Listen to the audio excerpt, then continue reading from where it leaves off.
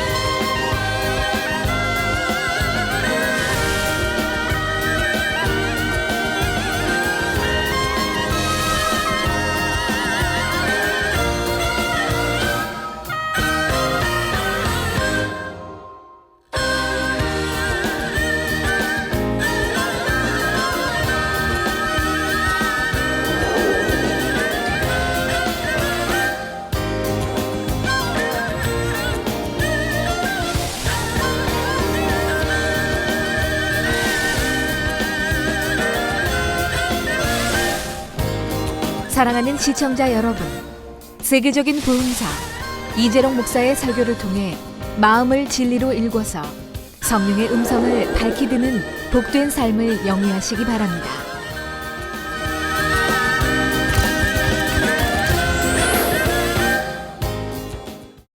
은혜 받으실 하나님 말씀은 로마서 8장 12절부터 16절 말씀입니다. 로마서 8장 12절부터 16절 말씀입니다. 그러므로 형제들아 우리가 빚진 자로 돼 육신에게 져서 육신대로 살 것이 아니니라. 너희가 육신대로 살면 반드시 죽을 것이로되 영으로서 몸의 행실을 죽이면 살리니 무릇 하나님의 영으로 인도함을 받는 그들은 곧 하나님의 아들이라. 너희는 다시 무서워하는 종의 영을 받지 아니하였고 양자의 영을 받았으므로 아바 아버지라 부르짖느니라. 성령이 친히 우리 영으로 더불어 우리가 하나님의 자녀인 것을 증거하시나니. 아멘. 사랑하는 성도 여러분, GCN 시청자 여러분, 만민TV 시청자 여러분, 지난 시간에는 베드로가 순종 후 훈련을 받으면서 육신의 생각을 깨트린 과정을 살펴보았습니다. 베드로는 성령 받기 전부터 예수님 말씀이라면 무조건 순종하려고 했습니다. 성령을 받은 후에는 물고기가 물을 만난 듯 성령의 음성을 쫓아 성령의 능력으로 더 온전히 주님의 뜻을 행했습니다. 폭발적인 회개의 역사, 놀라운 치료의 역사를 나타내면서 초대교회를 부흥시켰습니다. 그런데 이미 마음이 성결한 베드로였지만 성령의 음성을 더 깊이 있게 듣는 훈련 과정을 거쳤습니다. 유구 흔적이라는 것이 남아있었기 때문입니다. 이 시간에는 육의 흔적에 대해 알아보겠습니다. 그런데 이렇게 수시간 동안 성령의 음성을 듣는 방법에 대해 말씀드려도 말씀을 자신에게 적용하지 못하면 아무 소용이 없습니다. 성령 음성 듣지 못했던 분도 지금 이 정도까지 했다면 이제 들어가기 시작해야 할 것이고 또 듣는 분들이 많이 나와야 할 것입니다. 원래는 성령 받은 분이라면 무조건 다 들을 줄 알아야 돼요. 결코 또 어려운 것도 아니고요. 근데 오늘날 너무 어렵잖아요. 성령 음성 듣는 분들이 너무 적은 거예요. 그 이유가 무엇인지도 밝히 깨달으시기 바라요.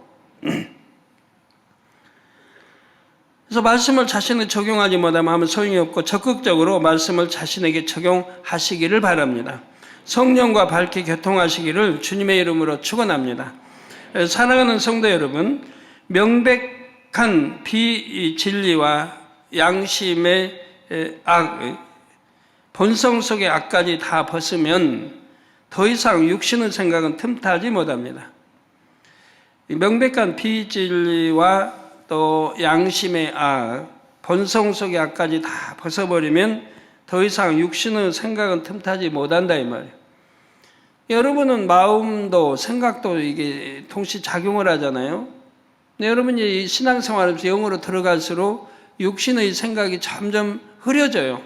없어지기 시작을 해요. 아주 영으로 들어가 버리면 육신의 생각이 그냥 없어져 버리는 거예요.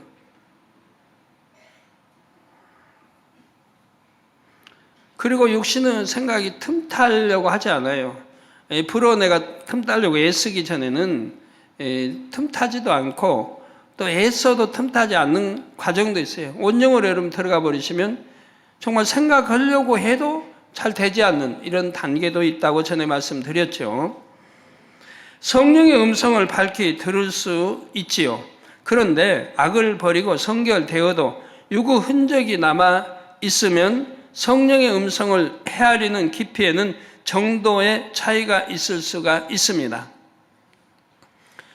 유구 흔적을 악이라고 할 수는 없지만 이것이 남아 있으면 성령의 음성을 더 깊이 있게 듣기는 어렵지요.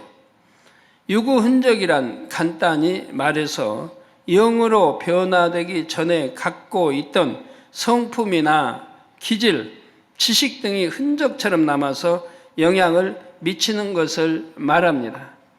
옷을 빨아도 찌든 때는 잘 안 집니다. 옷감에 자국이 남지요. 유구 흔적은 바로 이런 자국에 비유할 수가 있습니다. 물론 여기서 지식은 하나님을 대적하게 하는 비진리 지식을 말하는 것이 아닙니다. 그런 건 이미 다 버렸고요. 이미 그런 지식은 다 깨트려 버렸죠. 여기서 말하는 지식은 사람의 사고방식에 크게 영향을 미치는 지식을 말합니다. 어렸을 때 경험한 충격적인 일이 기억 속에 남아있는 경우를 예로 들 수가 있지요. 갈라디아서 2장에 보면 베드로가 유구 흔적으로 인해 순간 하나님의 뜻을 깊이 헤아리지 못한 사건이 나옵니다. 베드로가 이방인과 함께 음식을 먹다가 할례자들, 곧 율법을 중시하는 유대계 성도들이 오자 그들을 피해 떠나버린 것입니다. 시시비비 하기가 싫은 거예요. 유대인의 율법은 이방인과 교제하는 것을 금하기 때문입니다. 베드로는 율법주의적 유대인들에게 괜한 정죄받기를 원하지 않았지요. 이때 베드로가 어떤 악이 있어서 이런 행동을 보인 것은 아니었습니다. 그는 이전에 주님의 명을 받고 이방인 고넬료를 찾아가 복음을 전한 적이 있었습니다. 베드로가 이방인을 전도하기는 처음이었지요. 베드로는 주님께서 보여주신 환상을 보고 이방인에게도 복음을 전하는 것이 주님의 뜻임을 깨달았습니다. 이에 자신의 의를 고집하지 않고 주님의 뜻에 순종했지요. 이런 베드로가 새삼스레 주님 뜻에 불순종을 하려고 했겠습니까? 그럴 마음이 없었습니다. 다만 유구 흔적이 순간적으로 작용한 것이었지요. 베드로는 평생 율법을 지키며 살아온 사람입니다. 또 초대교회의 머리가 되어서는 이 율법 때문에 적지 않은 논쟁과 분쟁에 시달려야 했지요. 어떤 이들은 예수 그리스도를 영접했어도 몸에 할례 받지 않으면 구원받을 수 없다고 주장을 했습니다. 이방인도 구약의 율법대로 살아야 한다면서 성도들을 시험에 빠뜨리기도 했지요.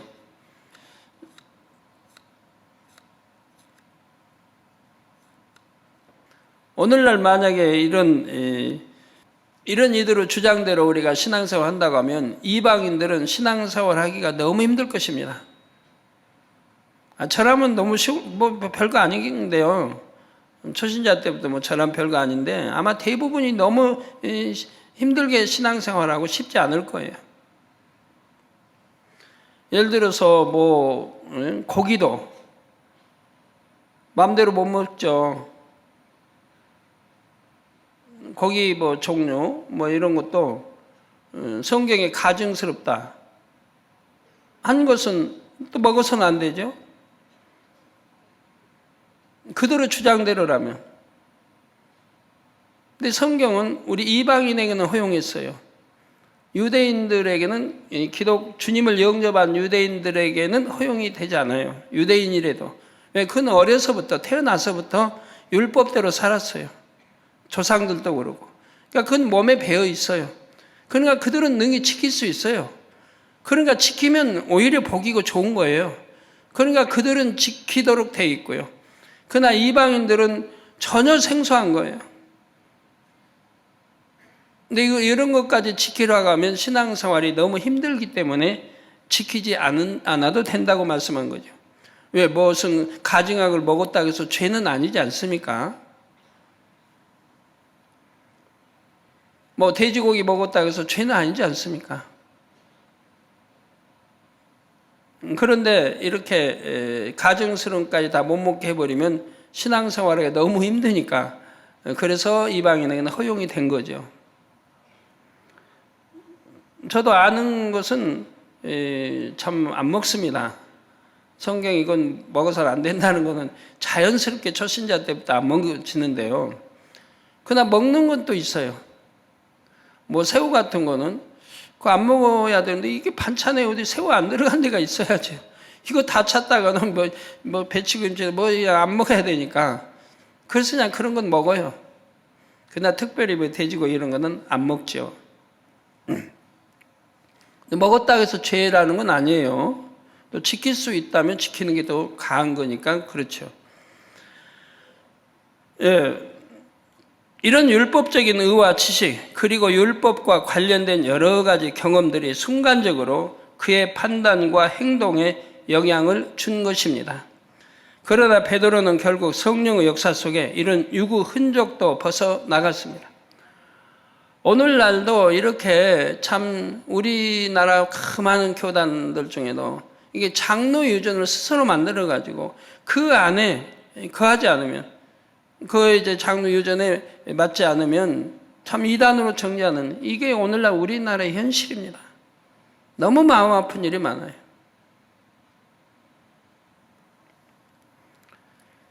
이게 성경대로 살면 간단한데 성경대로 하냐고 저 율법을 만들어가지고 이렇게 구약에도 그렇잖아요. 이스라엘 백성도 그러고 안식일도 자기들이 만들어가지고 백미대상 뭐 나가면 안 되고 다 자기들이 만들어가지고 거기에 이제 어기면은 안식을 오겠다고 한단 말이에요.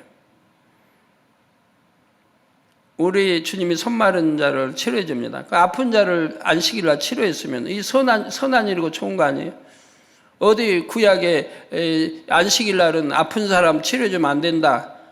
저 구덩이에 빠진 사람 건져주면 안 된다. 그런 율법이 어디 있었습니까? 근데 사람들이 만들어 놓고 장로 유전을 만들어 놓고 그걸 지켜야 된다고 하는 거예요. 어기면 안식일 오겠다고. 베드로는 결국 성령의 역사 속에 이런 유구 흔적까지 벗어나갔습니다. 유대인들뿐만 아니라 이방인들에게도 성령과 하나 되어 담대히 복음을 전했지요.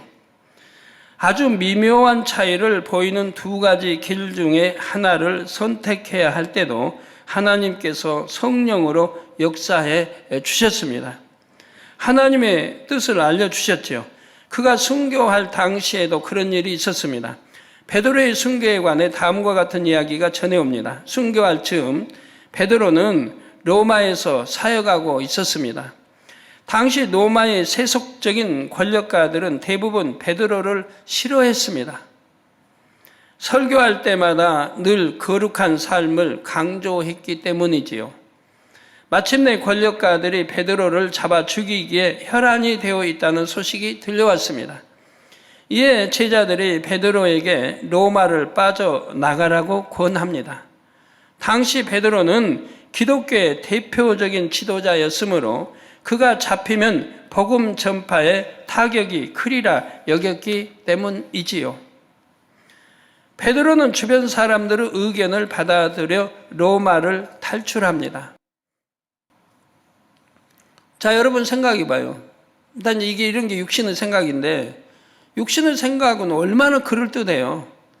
베드로가 지금 복음 전파자의 그래도 머리급이에요. 이 사람은 말 한마디 의견 하나에 따라서 참 이렇게 판결될 수 있는 그런 이제 머리급 위치에 있는 사람, 이게 옳다면 옳고 그러다 하면 그럴 수 있는. 그런 리더격의 베드로, 또 주님의 수지자인데, 이가 복음 전파다 잡히면은 복음 전파는 큰 손실이 되고, 우리 기독교 큰 타격이 되겠다. 이렇게 생각하니까 로마를 지금 벗어나게 한다 이 말입니다. 탈출하게 한다 이 말이에요. 아니면 지금 잡히기 직전이고 위험하니까. 육신의 생각은 항상 이렇게 좋아요. 좋게 보여요. 사도 바울이 육신의 생각 동원해서 했던 것처럼. 그러나 여러분, 이렇게 육신의 생각을 따라하는 분들, 이거 참으로 하나님 사람들은 해서는 안 됩니다. 육신의 생각을 통원 자체를 하지 말아요. 사업하시는 분도 오랫동안 하나님 사랑하고 참 한다고 하지만 오랫동안 참 연단을 받고 있다고 하면 한번 생각해 봐요. 영으로 빨리 들어가서 육신의 생각을 통원하지 않고 사업도 해야 된다는 것을 깨우쳐야 참 이제 사업 잘할 수 있는 사람이 되는 거죠. 자, 노마를 탈출합니다. 노마를 막 벗어났을 즈음이었습니다. 눈앞에 주님께서 마주오고 계신 것이 아닙니까? 주님을 다시 뵙는 것만으로도 베드로가 얼마나 반가웠겠습니까? 주님이 오시니까 바로 무릎을 꿇죠. 무릎 꿇고 주님을 맞을, 또 안아주면 이제 안길, 이런 이제 자세였는데, 그런데 주님은 베드로를 본 채만 채 그냥 지나쳐 가십니다.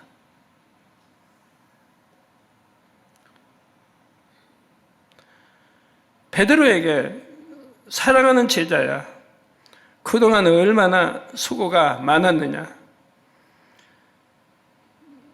지금 빨리 위험을 피해 도망가거라. 이렇게 말씀하신 것이 아니었지요. 이에 베드로는 주여 어디로 가시나이까? 라고 여쭈었습니다. 그 유명한 말 아닙니까? 기독교의 유명한 말. 주여 어디로 가시나이까? 즉 코바데스. 주여 어디로 가시나이까? 그러자 주님은 베드로를 대신해서 십자가를 지러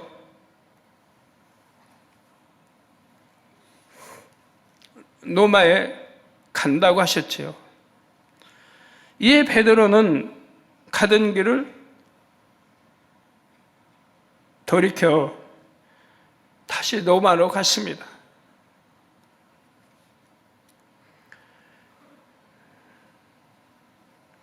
순교하더라도 로마에서 끝까지 복음을 전하는 것이 주님의 뜻임을 깨달았기 때문입니다.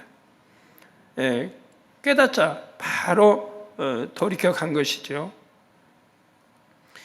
그는 결국 붙잡혀 십자가 처형을 당하게 이르렀죠. 자신은 주님처럼 십자가를 바로 질 자격도 없다며 거꾸로 매달아 달려기를 자청했습니다. 십자가를 거꾸로 이렇게 달린다고 하면 피가 역류하기 때문에 고통이 더 크게 가중되는 겁니다. 그런데 난 주님처럼 십자가에 달려 죽을 자격도 없다. 거꾸로 매달으다고 해서 십자가 처형을 받았죠. 이렇게 겸손히 십자가를 거꾸로 지고 순교하여 주님 품에 안겼지요.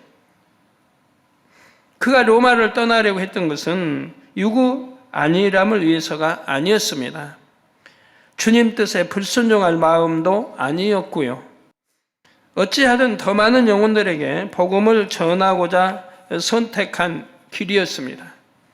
그런데 주님의 뜻은 더 깊었습니다. 사랑하는 수제자의 순교의 피가 뿌려짐으로 로마의 무수한 영혼이 구원받는 공의를 이룰 것을 아셨지요. 로마에서 순교의 피를 흘려야 한다 이 말입니다. 그래서 장차 이제 로마가 기독교 세계를 지배하다시피 하는 로마가 기독교 국가가 되는 이런 역사가 일어나지 않습니까? 인도의 토마의 주님의 제자인 토마의 순교의 피가 전에 하나님 말씀하실 때 그랬습니다. 그 피값을 네가 이번 인도 성회 때 찾아놓으라고. 그래서 수백만의 그런 인파가 모이게 하셨고 수많은 사람들이 개종하게. 토마의 흘린 피가 값없이 흘려진 게 아니라 이 말이에요. 그 피값을 찾으셨다 이 말입니다. 사랑하는 수제자의 순교의 피가 뿌려짐으로 로마의 무수한 영혼이 구원받는 공의를 이룰 것을 아셨고 또한 그때가 베드로에게는 순교의 시점으로서 가장 적절함도 아셨고요. 순간 나타나신 주님의 모습만 보고도 베드로는 이내 주님 마음을 헤아렸습니다. 죽음을 두려워하지 않고 곧바로 돌이켜 주님의 뜻을 따랐지요. 그만큼 베드로는 주님과 하나가 되어 있었기 때문입니다. 성도 여러분, 성령의 역사 속에 똑같은 음성을 듣고 똑같은 환상을 본다 해도 사람마다 해석을 달리할 수가 있습니다. 성령의 음성을 헤아리는 깊이가 다르기 때문이지요. 사도행전 21장에 보면 바울과 다른 일꾼들도 성령의 음성을 듣고 거기에 담긴 하나님의 뜻을 헤아리는 이 깊이가 달랐음을 알 수가 있습니다.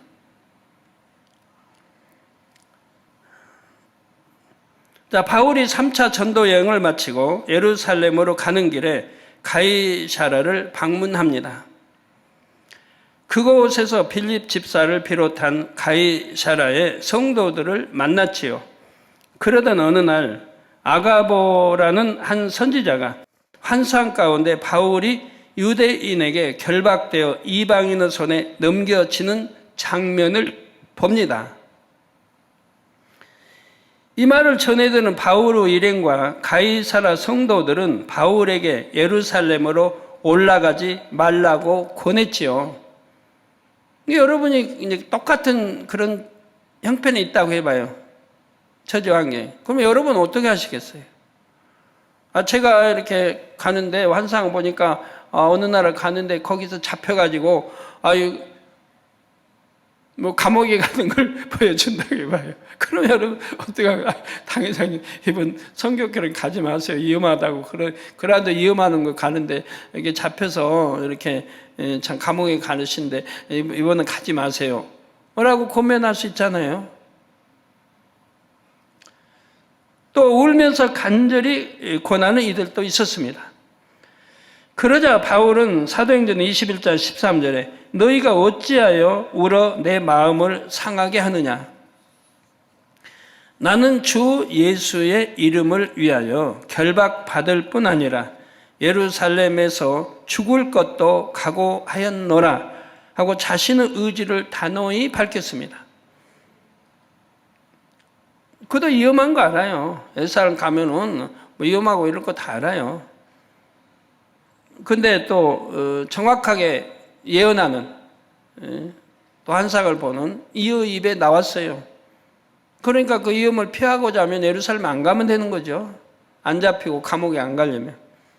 그렇지만 사도 바울은 자기 원래 계획했던 그대로 관철에 나갑니다.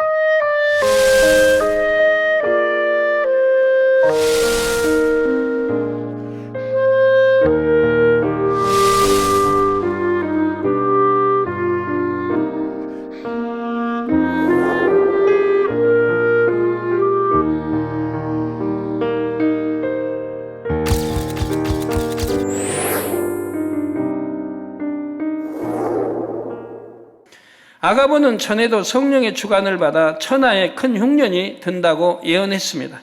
그 예언은 그대로 성취되었지요. 그만큼 아가보는 성령의 음성을 밝히 듣는 사람이었습니다. 그러나 그가 성령의 음성을 해석하는 깊이는 사도 바울에게 미치지 못했지요. 또 가이사랴 성도 중에는 유대인들의 핍박을 피해 예루살렘에서 이주해온 사람들도 있었습니다. 이들은 생명의 위협 속에서도 믿음을 지켰지요. 그러나 이 중 어떤 이들은 그 핍박의 경험 때문에 바울의 예루살렘 행을 만류했습니다. 자신들의 경험에서 비롯된 생각 때문에 하나님의 뜻을 깊이 헤아리지 못했지요. 반면에 바울은 하나님의 뜻을 깊이 헤아렸기에 생명을 잃는다고 해도 예루살렘으로 가는 쪽을 택했던 것입니다. 생명을 잃는다고 해도, 그러나 생명을 잃는다고 바울사는 믿지 않았을 겁니다. 왜? 로마로 가는 것이 하나님의 뜻인 줄 아는데, 로마가 전도하는 게. 근데 생명을 잃으리라고 생각하지 않죠. 바울은 결국 예루살렘으로 갔고 유대인들의 고소로 체포되어 로마로 보내집니다. 현실만 보면 더 널리 전도할 수 있는 길이 막힌 것 같지만 결코 그렇지 않았습니다. 예루살렘에서 잡혀 있을 때 꿈에 주님께서 나타나셔서 다음과 같이 말씀하십니다. 사도행전 23장 11절에 그날 밤에 주께서 바울 곁에 서서 이르시되 담대하라. 내가 예루살렘에서 나의 일을 증거한 것 같이 로마에서도 증거하여야 하리라 하셨지요. 이 말씀대로 바울은 로마로 수송된 후 죄수의 신분임에도 셋집에 거하며 2년간 자유롭게 복음을 전할 수 있었습니다. 아버지 뜻이기 때문에 죄인인데 그것도 로마까지 잡혀서 후송대에 갔어요. 그것도 기독교 핍박받고 이렇게 잡아 죽이는 그때 그것도 기독교의 머리고, 그런데도 이렇게 자유롭게 전도할 수 있도록 하나님이 다 역사하셨다 이 말이에요. 하나님이 주관하시면 안 될 것도 되고 될 건 더 잘 되는 거고 상관없는 거예요. 무엇은 아버지 뜻이면은. 그러니까 뭘 하든 생각 동원할 필요가 없는 거죠.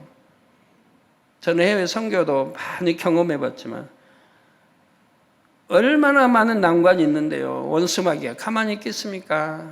얼마나 방해하겠습니까? 또 언론이 방해하겠습니까? 나라에서 방해하겠습니까? 그런 모든 방해 다 믿음으로 극복하고 감사함으로 해서 그래 이루어서 아버지 크게 영광을 돌리고 수많은 이들을 개종시켜 나온 거예요. 지금까지. 조금이라도 생명을 두려워했다면 못하죠. 두려워한 적이 없어요. 아버지 명하시면 무조건 순종하고 갔던 것이지 생각 동원을 하질 않아요. 생각 동원하면 힘들어지죠. 사도 바울이 로마로 간 때는 로마에서 극심한 기독교 박해가 일어나기 직전이었습니다. 이 중요한 시점에 바울은 로마 성도들에게 복음을 정립해주고 그들의 믿음을 굳게 해 주었지요. 성도 여러분, 예루살렘 행을 택할 당시 바울에게는 더 이상 자기 지혜와 소신을 따르는 모습이 없었습니다. 유구 흔적까지 다 벗어버린 그는 어린 양 예수님께서 잠잠히 십자가를 치셨듯이 오직 하나님의 뜻과 영혼 구원의 갈급함에 이끌려 갈 뿐이었지요.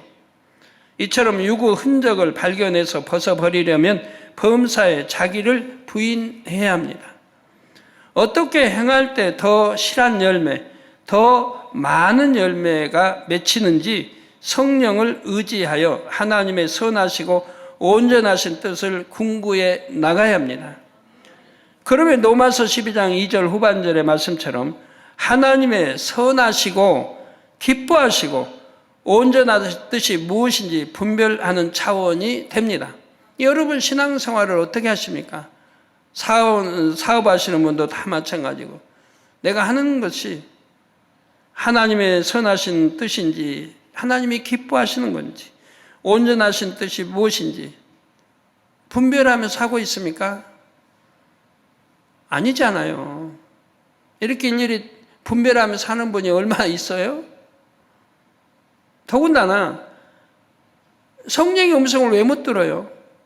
분명히 성령은 알려주셔도 무시하고 불순종하는 걸요?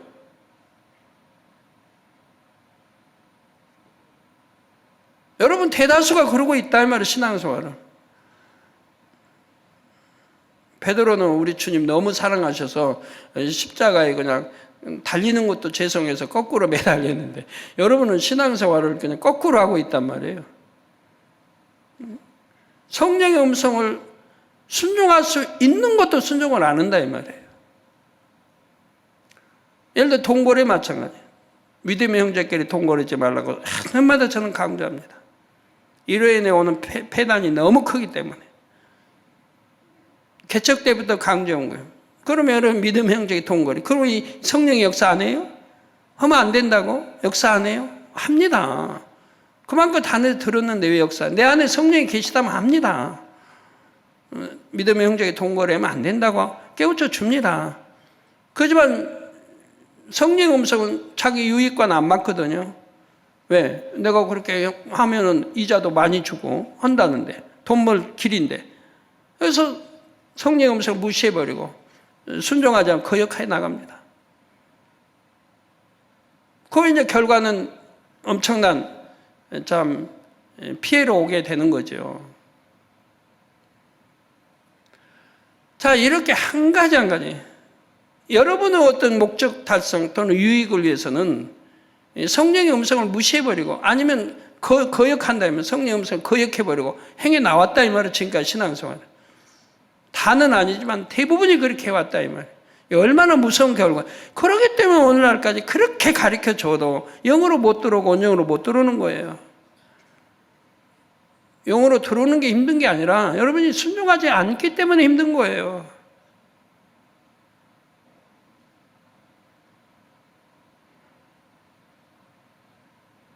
일일이 비유들을 설명하면 끝도 없죠. 끝도 없어. 자, 이런 차원이 되어야 하나님의 선하시고 기뻐하시고 온전한 뜻을 분별할 수 있는 차원이 되어야 열매도 내고 더 실한 열매, 더 풍성한 열매를 낼 수가 있는 것이지요. 사랑하는 성도 여러분, 성령의 음성을 밝히 또 깊이 있게 듣기까지는 이처럼 단계를 밟아 가야 합니다. 이 과정에는 당연히 하나님의 인도하심이 있어야 하지만 동시에 자신의 노력도 필요하지요. 자신이 적극적으로 노력하는 만큼 더 신속하게 단계를 밟아 나갈 수가 있습니다. 초기에는 성령의 음성에 순종하지 못할 때가 아무래도 많지요. 그럴 때는 그 일을 통해 얻은 깨달음을 마음에 새겨서 좋은 경험으로 삼으면 됩니다. 저는 초신자 시절에 이런 경험을 했습니다. 대배 시간에 말씀을 듣던 중 모 전도사님에게 3만 원을 구제하라는 마음의 주관이 왔습니다. 전에도 제가 말씀드렸는데 제가 성령의 음성을 처음 이제 분별하는 때입니다. 처음 성령의 음성이 이거구나 하고 분별한 때요. 제가 초신자 때요. 이에 하나님 제게 알려주신 대로 3만 원을 구하여 전도사님께 갖다 드리겠습니다 하고 제가 마음에 이제 품었죠. 이게 저는 대예배를 통해서 성령 음성 듣는 법을 훈련시키셨어요. 대예배 들었는데 목사님 설교 듣는데 마음에서 오는 거예요. 누구 전도사님에게 그 이 전도사님인데 지금 이제 목회하는 목사님 전도사님에게 3만 원을 내가 갖다 드려야 되겠다 마음이 오는 거예요. 그래서 마음에 오니까 그렇게 해야겠다고 또 마음에 정했지요. 그러나 예배가 끝나 성전을 나오면서 이런저런 생각이 밀려왔습니다.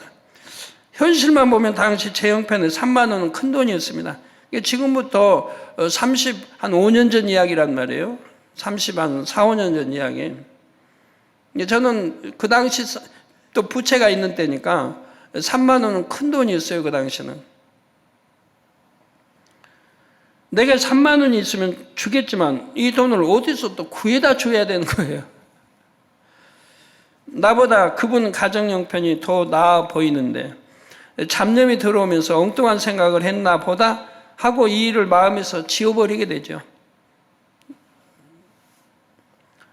그런데 다음 날 그 전도사님의 장모 되시는 권사님이 저희 집에 찾아오셨습니다. 저희는 시장 쪽에 살고 하니까 또 이제 성도님들이 저희 집은 잘 놀러 들어오세요. 그리고 이제 권사님이 자주 이제 들리시는데 오셨어요. 딸이 밤중에 진통을 하는데, 아기 낳기 위해서 진통을 하는데 병원에 데려가려고 하는데 3만 원이 없어서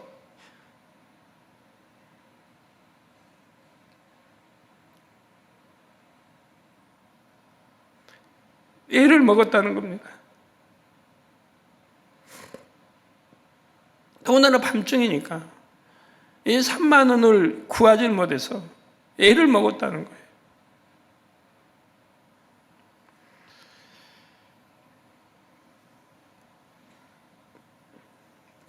어찌어찌 돈을 구하여 병원에 가긴 했지만 너무 늦게 간 탓에 난산 끝에 겨우 아이를 낳았다는 것입니다.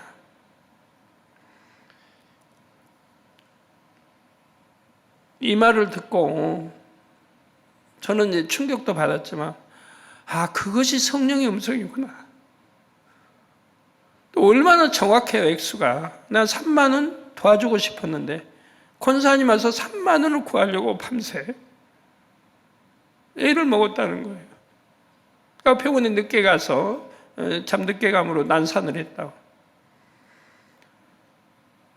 그때부터 이제 저는 이제 심각하게 생각을 하는 거죠. 그때 왔던 그 마음의 주관, 이것이 성령의 음성이고. 그래서 생각으로, 그 다음에 이제 생각으로 오는 거, 그게 이제 생각으로 오는 거. 그럼 성령의 주관을 순종하지 못하도록 생각이 또 동원돼요, 와요. 그래갖고 순종하지 못하게 하는 거. 이게 생각이구나. 그래서 이제 주관은 마음에 이렇게 왔구나. 생각은 머리로 이렇게 오는구나. 저는 그 한 가지를 놓고 많이 공부를 했어요. 근데 그렇게 하면서 그런 건이 2번, 3번 이렇게 계속 주시는 거예요, 또. 그런 훈련을.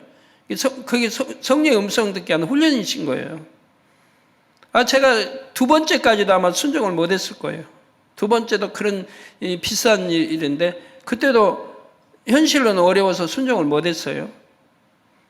3번째는 제가 순종을 했던 걸로 기억해요. 이제 그다음부터는 이제 순종이죠. 이제 아니까, 성령의 음성은 이렇게 오는 것이고, 생각은 이렇게 오는 것이구나. 구분이 되더라고요.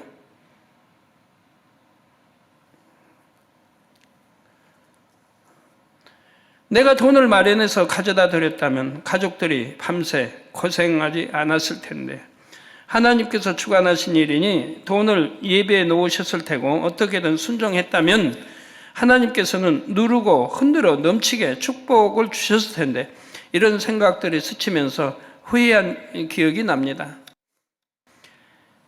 근데 권사님도 가난했고요. 권사님도 혼자 사시는 분이고, 그 아들은 군대가 있었고,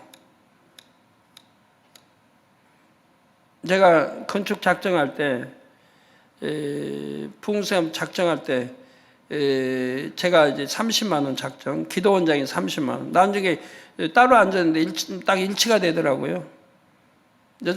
저는 그 당시 30만 원 엄청 큰 돈이에요. 10,000원도 큰 돈이에요. 애들에게 100원짜리 한 장 주기 어려운 때예요. 큰 돈인데 마음이 주관하니까 했어요, 작정. 끝나고 보니까 기도원장도 30만 원. 근데 그때 그 권사님이 100만 원을 했어요.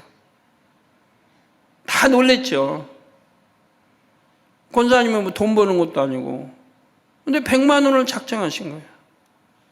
믿음이야 좋으신 분이죠. 항상 교회에서 기도로 사시는 분이고, 기도로 사시긴 하지만 목포 가지고 왔다 12시에 왔다가 1시간쯤 하다가 주무셨다가 새벽 되면 새벽 예배 때 일어나셔가지고 목사님 나 철회하고 갑니다 하고 가시는 분이지만, 그래도 그렇게라도 기도하는 분이었다 이 말이에요. 그래서 저희는 지켜봤어요. 하나님이 이분에게 어떻게 축복을 주실까. 그런데요, 이분이 너무 이제 작정해놓고 못 내니까 그냥 병원마다 이제 알아보러 가고 전주인가 될 거예요, 맞죠? 어디 병원에서 이렇게 눈을 빼서 파는 데가 있다고 듣고 간 거예요. 누나를 한쪽 눈을 빼서 팔아서 작정했던 거 드리려고. 근데 병원에서 안 받아준 거예요. 그럴 수는 없다고. 그래가지고 이제 못 드리고 그렇게 애를 먹고 계셨는데 그 아들이 이제 군대 간 아들이 그 당시 뭐 하여튼 컴퓨터 뭐 하여튼 타자기 뭐 이쪽으로 방면 타자였죠? 그 방면으로 해서 기술을 배운 거예요. 아까 유능한 기술자가 돼가지고 나와가지고 아주 좋은 회사에 딱 들어간 거예요. 그 당시 그런 기술자가 많지 않을 때인데 좋은 회사에 딱 들어간 거예요. 그러니까 월급도 뭐 굉장히 많이 주고. 그래가지고 이제 가버려가지고 100만 원을 다 해서 이렇게 준 거 봤어요. 회사에도 너무 인정을 하고 필요한 사람으로. 가볼까지 이렇게 해가지고 100만 원 작정을 딱 드린 거 봤어요. 그래서 아버지가 그 아들에게 이렇게 축복을 주셨구나. 작정한 것도 드릴 수 있게 하시고. 네, 저는 신앙생활한 지 얼마 안 된 때의 이런 일들입니다. 이 일을 비롯해서 여러 차례 성령의 음성에 순종하는 훈련을 받았습니다. 크고 작은 훈련들을 통해 성령의 음성을 밝히 더 깊게 들을 수 있는 단계에 이르렀지요.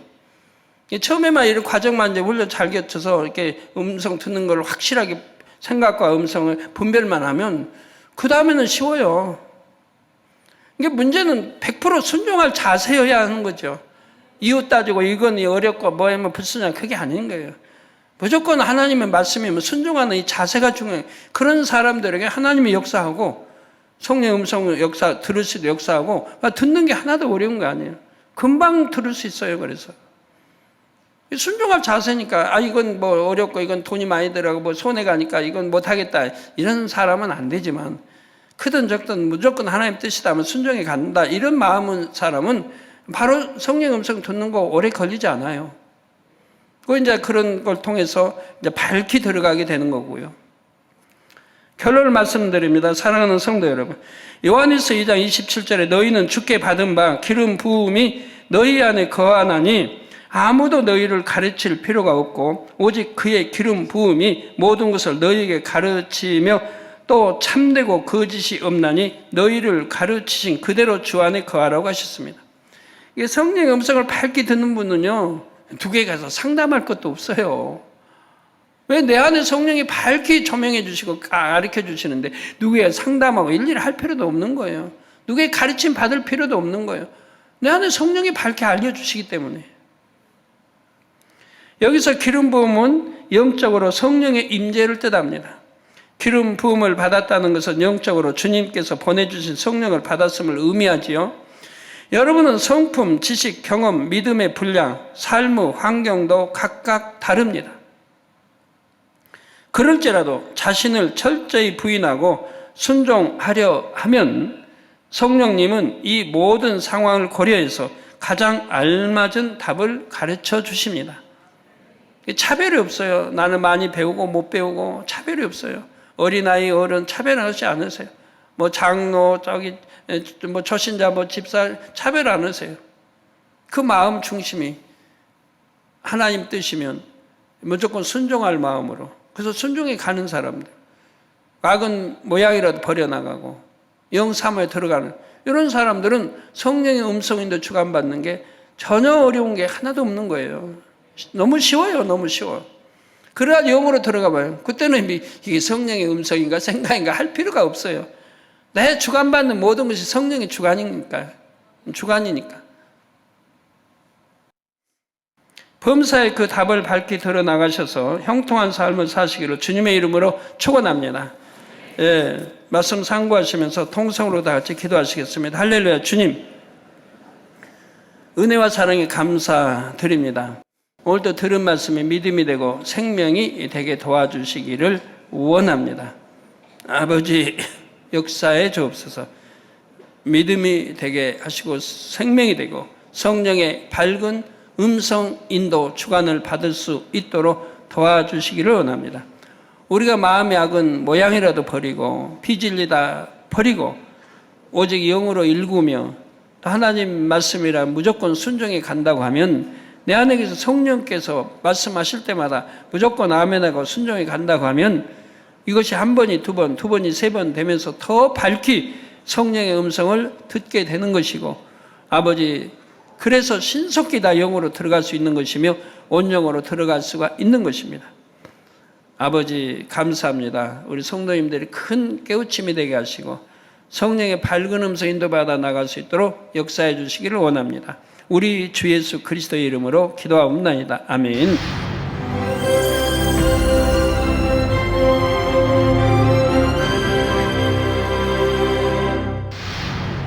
할렐루야. 전능하신 사랑의 아버지 하나님, 이 시간 기도받는 모든 성도님들 위해 안수하여 주옵소서. GCN과 만민TV, 인터넷과 화상을 통해 기도받는 지교회와 지성전, 그리고 전 세계 하나님의 자녀들 위에도 시공간을 초월하여 역사하여 주시기를 원합니다. 믿어지는 믿음을 주시고 부정적인 생각과 의심의 세력을 물리쳐 주옵시며 모든 시험 환난도 물리쳐 주옵소서. 머리부터 발끝까지 오장육부 뼈 마디마디 온몸의 신경 조직 세포 등 아픈 곳마다 성령의 불로 태우시고 근본의 빛으로 역사하여 주옵소서. 예수 그리스도의 이름으로 명하노니 원수마귀 사단 모든 질병 균 연약함아 물러가라. 빛이여 임하라. 모든 불치 난치병도 성령의 불로 태워 깨끗게 하여 주옵소서. 말라리아를 비롯한 모든 풍토병도 물리쳐 주옵소서. 신종 플루를 비롯한 모든 신종 질병과 변종은 물러가라. 깨끗함을 입을 지어다. 감기, 기침, 열, 몸살, 독감 등 각종 유행성 질병도 다 물러가라. 어떠한 유행성 질병균도 틈타지 않게 지켜 주옵소서. 위암, 폐암, 간암, 유방암, 자궁암, 대장암, 피부암 등 각종 암과 에이즈, 백혈병, 뇌졸중, 고혈압, 저혈압, 심장병, 폐병, 위장병, 당뇨, 부인병, 피부병, 갑상선 질환과 모든 염증도 깨끗게 하여 주옵소서. 소아마비, 중풍, 관절염, 디스크도 온전케 하여 주옵소서. 요통, 두통, 신경통을 비롯한 모든 통증은 사라질지어다. 간질, 자폐증, 우울증, 조울증, 노이로제 등 모든 정신질환도 물러가라. 모든 마비된 것도 풀어지고 일어나 걷고 뛸지어다. 눈도 잘 보이게 하옵시고 귀도 잘 들리게 하여 주옵소서. 소경은 눈을 뜨고 기머거리는 들으며 벙어리는 말할지어다. 각종 사고, 후유증도 깨끗게 하시고 부러진 뼈도 붙여 주옵소서. 화상 입은 것도 온전케 하옵시고 화기암 물러가라. 열도 물러가라. 아버지 흉터 나지 않게 역사해 주시기 원합니다. 마약을 비롯하여 각종 약물과 독극물 중독도 깨끗함을 입을지어다. 죽은 신경과 세포가 살아나며 죽은 자도 살아나게 하여 주옵소서. 잉태의 축복도 주시기를 원합니다. 잉태의 축복을 받으라. 예수 그리스도의 이름으로 명하노니 원수마귀 사단아, 하늘 공중 곳에 잡은 악의 영들아 물러가라. 그의 사자들도 물러갈지니라. 이 땅의 악한 영, 더러운 영, 거짓되고 간사한 영, 의간질하고 미혹하는 모든 어둠들은 물러가라. 모든 흉악의 결박을 풀고 어둠아 물러가라. 빛이여 임하라. 아버지 하나님, 부르짖어 기도할 수 있는 능력을 주시고 죄를 버리고 성결될 수 있는 능력을 주옵소서. 영원히 잘됨같이 범사에 잘되게 하시고 가정의 복음화도 이루어 주시기를 원합니다. 한 주간도 모든 사고와 재앙으로부터 지켜주시고 불통이 없는 형통한 삶을 살 수 있도록 축복해 주옵소서. 성령의 불담으로 천군 천사와 주님의 불꽃 같은 눈동자로 모든 하나님의 자녀들과 가정, 일도, 사업들을 지켜주시기를 원합니다.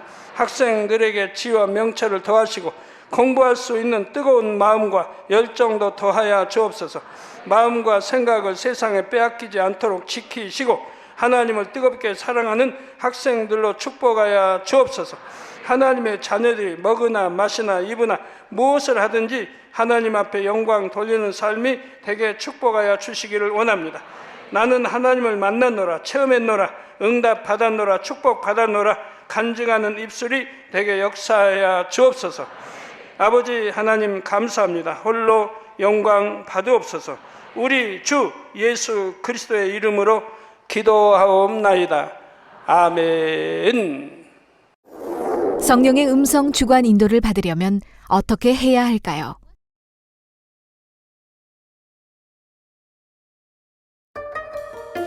하나님의 뜻을 아시는 성령은 우리 마음을 성전 삼아 마음 안에 거하십니다.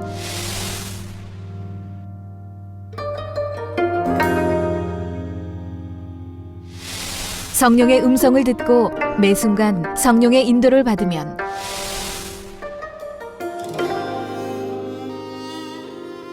범사에 형통하고 어떤 길이든 쉽게 갈 수 있습니다. 사랑하는 시청자 여러분, 세계적인 부흥사 이재롱 목사의 설교를 통해 성령의 음성과 주관에 늘 순종하여 늘 성령의 인도를 받는 복된 삶을 영위하시기 바랍니다. 오늘 말씀 본문을 통해 여러분을 향한 하나님의 뜻을 묵상해 보시겠습니다.